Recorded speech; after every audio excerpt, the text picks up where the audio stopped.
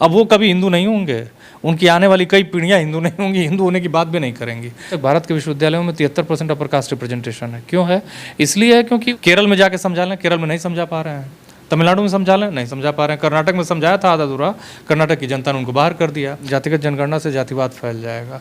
Actually इसका ठीक उल्टा है। जातिगत जनगणना से जातिवाद खत्म होगा। इसलिए खत्म होगा, इस देश में देखिए कि धनी कौन हुआ है? धनी वही हुआ है जिसके पास हिंदू वो आपको इसलिए बनाते हैं क्योंकि उनको लगता है कि जाति एक ऐसी इंश्योरेंस पॉलिसी है जो बिना प्रीमियम के रिटर्न देती है। एक ऐसा नेटवर्किंग, ऐसा ग्रुपिज़म है जिससे आप बहुत कुछ अचीव कर लेते हैं। जो जातियाँ बहुत संगठित हैं, उनका कश्मीर से कन्याकुमारी तक संपर्क है। चालाक लोग हैं, वो ये जानते हैं कि सामान्य लोग जो है उनके पास आंकड़े नहीं हैं।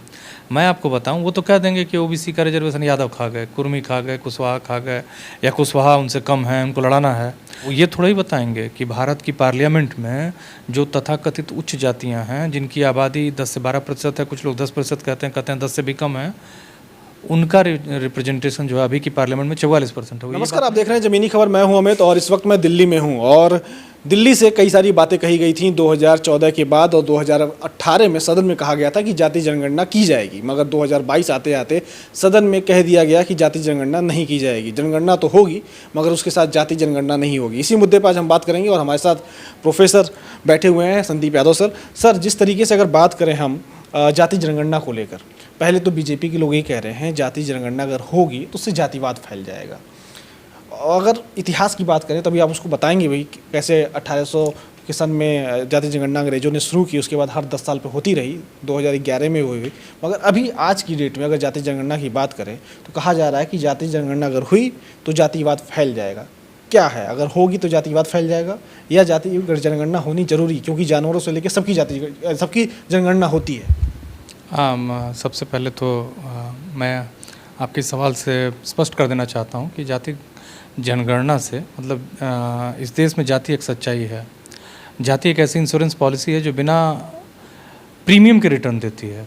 एक ऐसा नेटवर्किंग, ऐसा ग्रुपिज़म है जिससे आप बहुत कुछ अचीव कर लेते हैं। जो जातियाँ बहुत संगठित हैं, उनका कश्मीर से कन्याकुमारी तक संपर्क है। इधर आपका पोरबंदर से पुरी तक या कच्छ से कटक तक कह सकते हैं आप, उनका पूरा एकदम जोरदार नेटवर्क है। अब आप इस बात को समझिए कि आपने बात कही कि लोग कहते हैं कि जातिगत जनगणना से जातिवाद फैल जाएगा।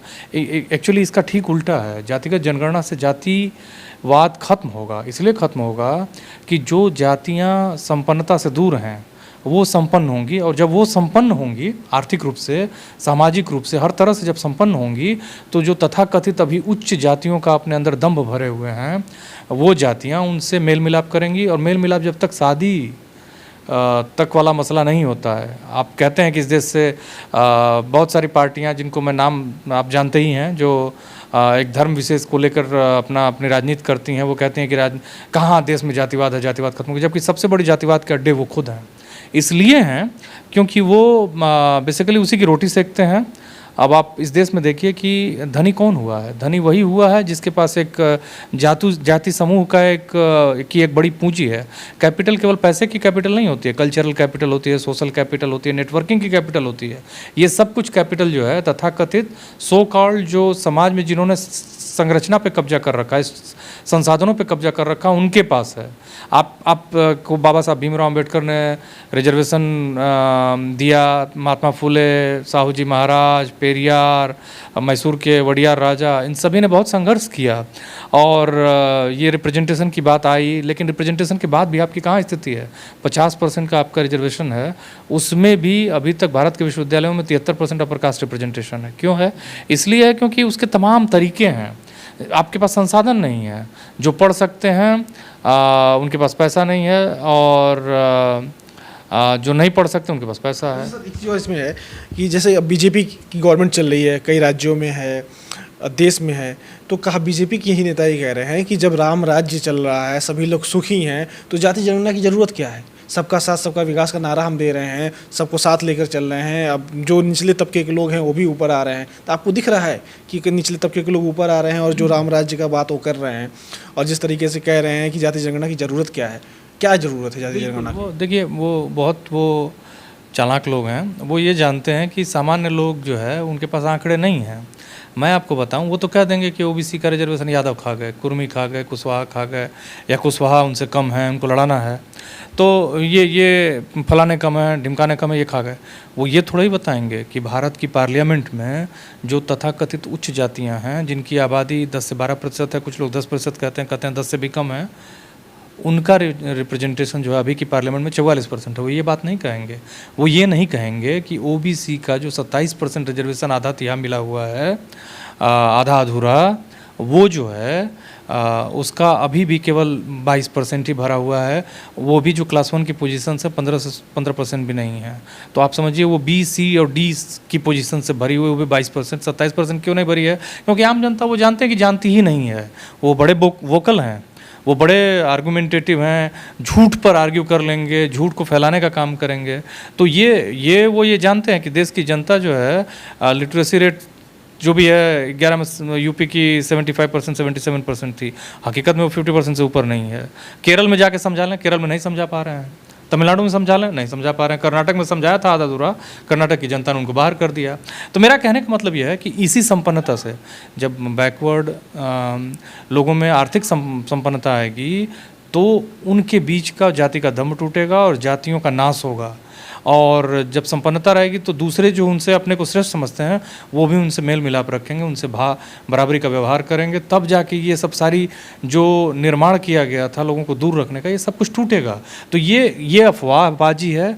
हकीकत में जो जनता डिमांड कर रही है कि जातिगत जनगणना कराई जाए, वो वास्तव में ये भारत का सबसे महत्वपूर्ण और पहला महत्वपूर्ण मुद्दा है। सर, इसमें आपको रोकूंगा थोड़ा सा, एक अलग भी सवाल है।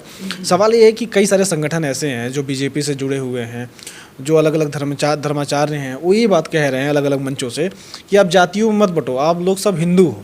तो जहाँ जातियों में ना बंटने की बात कही जा रही है, तो ये क्यों नहीं कहा जा रहा कि जातियाँ ही ख़त्म कर दो, आप सब हिंदू हो? एग्जैक्टली ये बड़ा अच्छा सवाल है आपका। वो जाति खात्मे की बात नहीं करेंगे, वो कहेंगे हिंदू होने से उनका पर्पस सर्व होता है ना।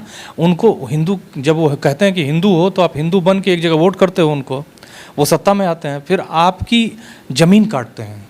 अब आप वो लड़के जो धरने पे बैठे थे, प्राइमरी शिक्षक जो ओबीसी के थे, कितने महीने बैठे थे आप जानते हैं लखनऊ में? सरकार ने उनके साथ क्या क्या नहीं किया। कभी पानी फेंक रही थी जाड़े में, कभी लाठियां बरसा रही थी। अब वो कभी हिंदू नहीं होंगे, उनकी आने वाली कई पीढ़ियां हिंदू नहीं होंगी, हिंदू होने की बात भी नहीं करेंगी। इसलिए नहीं करेंगी क्योंकि वो समझ गए हैं इनकी कनिंग पॉलिटिक्स को। मसला ये है कि हिंदू वो आपको इसलिए बनाते हैं क्योंकि उनको लगता है कि हमारा पर्पस सर्व हो। एक बार वो सत्ता में आ जाएंगे, फिर वो अपने मन का जैसे वो चाहते हैं वैसे सत्ता चलाएंगे, वैसे वो करेंगे।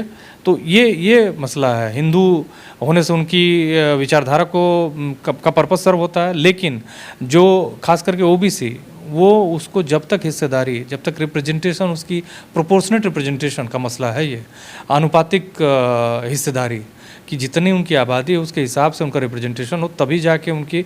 अब ये समझ लीजिए कि वो वर्षों से, मैंने कितने 100 सालों से वो वंचित हैं। उनकी ना ही उनके पास ज़मीनें हैं, ना ही अब ठीक से पशुपालक रह गए हैं, ना ही किसान रह गए हैं। और जो मैंने वो गांव में खेतों में काम करते हैं, बिना खेतों के मालिक होके, और खेतों में जो मजदूर हैं वो अब शहरों में आके माइग्रेट करके मजदूर हो रहे हैं। तो ये उनके साथ एक भयानक हिंसा है। जातिगत जनगणना का जो नैरेटिव है, जातिगत जनगणना की जो बात है, वो उनको न्याय दिलवाएगी, उनके साथ न्याय करेगी। ये बहुत बड़ा मुद्दा